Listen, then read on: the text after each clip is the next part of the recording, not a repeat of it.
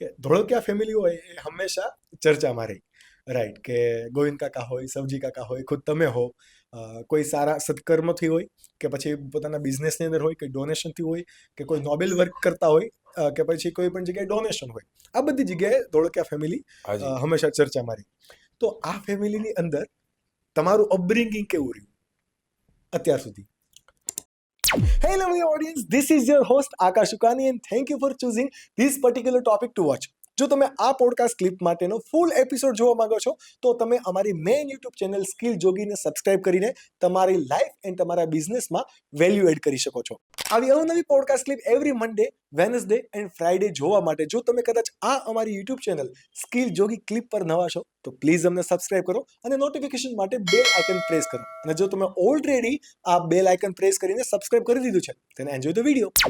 આકાશભાઈ, વાત તમારી બહુ સાચી છે કે આ ફેમિલી ધોળકિયા પરિવાર હંમેશા અગ્રેસર રહ્યો છે. પછી સમાજના કોઈ પણ કામ હોય કે ભાઈ એજ્યુકેશનની વાત હોય, કંઈક સોશિયલ બધા હોય, એમાં પણ આની પાછળ એક જ હું તો બહુ મહત્વની વસ્તુ માનું છું કે આની પાછળ ભગવાનની કાંઈક એવી મોટી કૃપા અને કંઈક આશીર્વાદ હશે લોકોના, તો જ આ વસ્તુ શક્ય બને.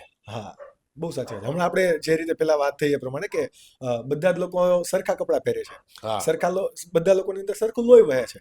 તો આપણે વળી એવું શું નવું કરી દઈએ છીએ કે આપણે આથી કંઈક સારું કામ થાય છે ને લોકો જે બીજા છે એ સારું કામ કરવા માટે પોતાના ચોક્કસ પગલાં લેતા નથી, રાઈટ?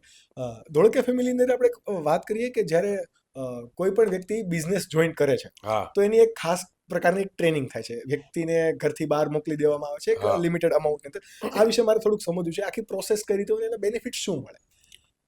એક તો પહેલામાં પહેલો બેનિફિટ એ છે કે છોકરાને આઉટ ઓફ કમ્ફર્ટ ઝોન એમાં જવાનું આવશે કે ભાઈ મારા મા બાપ પાસે પૈસા, ગાડી, બંગલા, સંબંધો છે, પણ ખરેખર સમય આવે તો સંબંધ કાંઈ કામ લાગતા નથી, ઘણા પૈસા કંઈક કામ નથી લાગતા. પણ તમારો પોતાનો વિલ પાવર, તમારો જે કોન્ફિડન્સ છે એ જ કામ આવે છે. કેમ કે જયારે કોઈ ન હોય ત્યારે આપણે આપણી યારે હોય, અને આપણે આપણી યારે હોય ત્યારે આપણું મગજ શું કામ કરે અથવા આપણો આત્મા અંદરથી જવાબ શું આપે છે ને, એ જ ઇમ્પોર્ટન્ટ છે. અને જયારે ઇમરજન્સી આવે કે કઈ મુશ્કેલ સમય આવે ત્યારે આપ બધા એકલા જ હોય.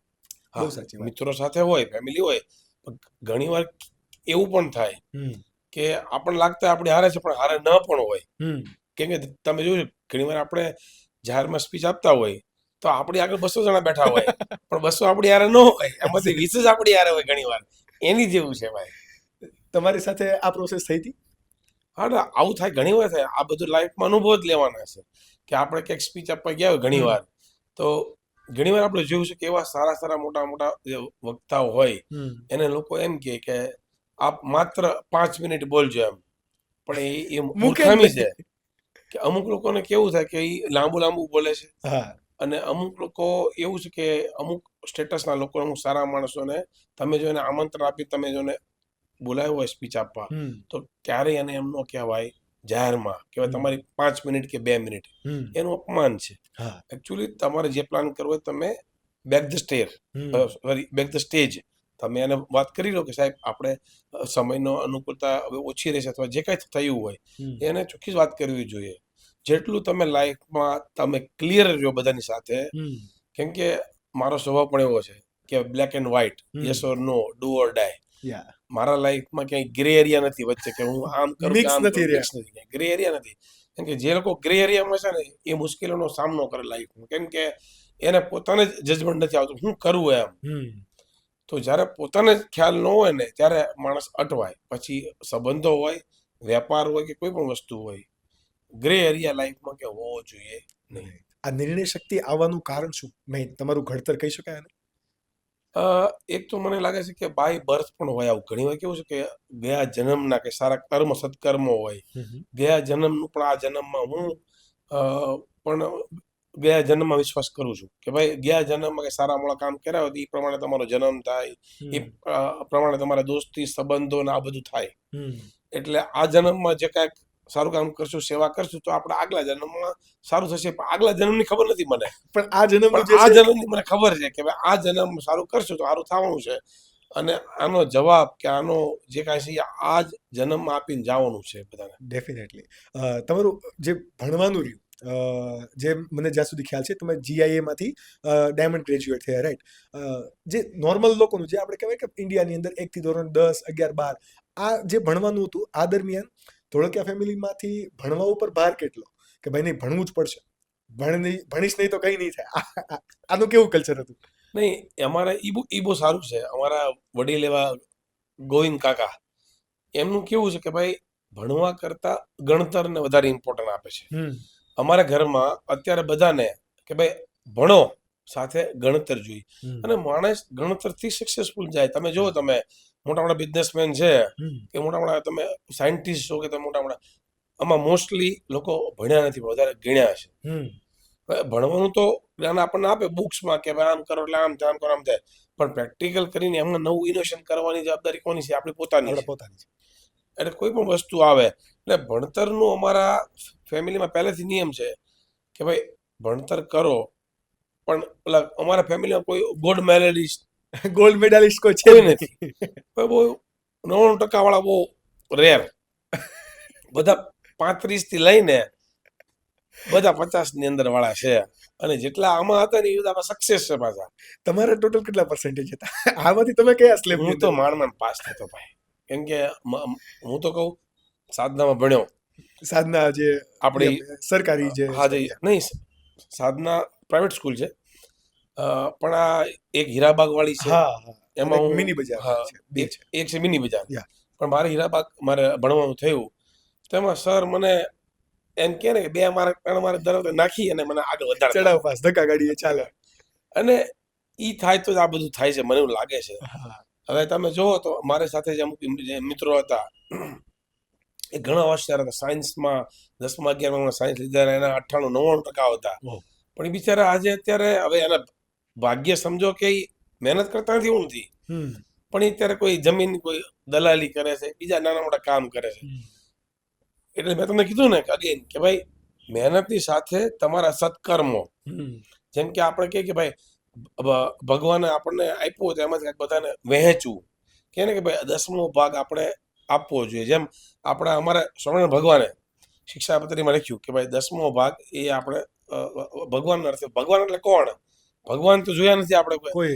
ભગવાન કોણ? તો કે ગરીબ નિસ્વાર્થી લોકો હોય કે જેને કોઈ સ્વાર્થથી પણ બિચારાને જરૂરિયાત છે, કે કોઈ પણ વ્યક્તિ એમાં હોઈ શકે. એમાં ઢોર હોય, પ્રાણી, કે માણસ જાત હોય, કે મંદિરો, અનાથ આશ્રમ, વૃદ્ધાશ્રમો, કે આપણા સગાવાળા રિલેટિવ. ખરેખર તો દાનની શરૂઆત તો આપણે નજીકથી સ્ટાર્ટ કરવી જોઈએ, કે આપણા આજુબાજુમાં કોઈ ભૂખ્યો નથી ને ભાઈ, એને પહેરવા માટે કપડાં છે કે નથી, એમાંથી તમે બહાર નીકળો, પછી તમારા મામા માસી ના હોય, પછી તમે તમારા સગાવાલા હોય, પછી તમારા ગામવાળાને જોઈ લો, ગામમાંથી પૂરા થાય બધા, પછી તમે વાત કરો કે અમારે અહીંયા દાન કરવું, તો એ વ્યવસ્થિત થાય અને એ લેખે છે બધી વસ્તુ.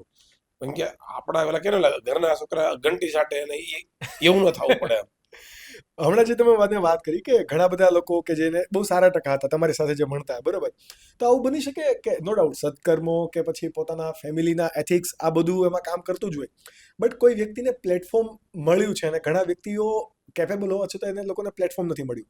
કદાચ આવા તમને પ્રશ્નોનો કદાચ તમે સામનો કર્યો પણ હોય ખરા, કે ભાઈ ધોળકિયા ફેમિલી ઓલરેડી વેલ સેટલડ છે એટલા માટે તમને એક પ્લેટફોર્મ મળ્યું. આવો કોઈ પ્રશ્નો તમે સામનો કર્યો અત્યાર સુધીની જર્ની? ના, એ વાત ચોક્કસ તમારો પ્રશ્ન બહુ જોરદાર છે કે ભાઈ બધું જ હોવા છતાં પણ તમે પ્લેટફોર્મ તમને ન મળે, અથવા બધું હોવા છતાં તમે સક્સેસ ન જાઓ. આપણે સમાજમાં વરાછા રોડ તમે આપણો છે, એમાં પેલા બહુ બધી ડાયમંડ કંપની હતી, તો એના જે નેક્સ્ટ જનરેશન આવ્યું એમાં અમુક લોકો સક્સેસ નથી થયા. એની પાસે બહુ બધા રીઝન્સ છે, કે ભાઈ એક રીઝન એવું હોઈ શકે કે ભાઈ છોકરામાં તેલ દિવેલ ન હોય, અથવા એના મા બાપે એને એ બાજુ એને ફોર્સ ન કર્યો, અથવા એને કંઈ ઘડતર ન કર્યું, અથવા એને વધારે પડતું આપી દીધું, બહુ માન સન્માન ગાડી બધું આપી દીધું, એટલે પહેલા એને થયું કે ભાઈ આપણા બાપાનું કંઈ વાંધો નથી, આપણા ફાધરનું આપણું જ છે ને બધું એમ.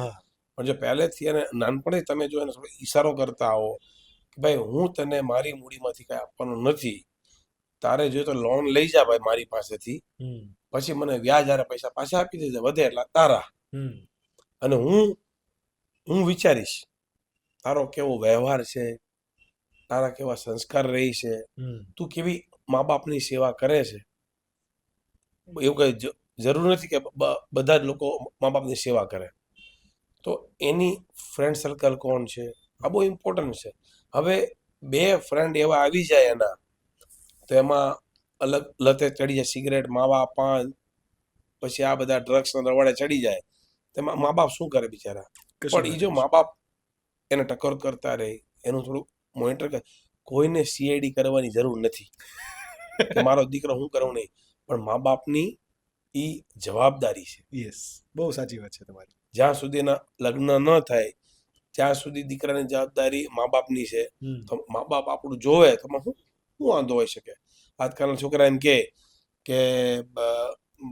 બધા સીઆઈડી કરે છે અને અમારે વિશ્વાસ નથી. અમારે પાછળ લોકોને લગાવી દીધા છે, એમ વોચમેન જ રાખ્યા છે બધી. વિશ્વાસની વાત જ નથી. અને ક્યારે વિશ્વાસ અવિશ્વાસમાં આવે?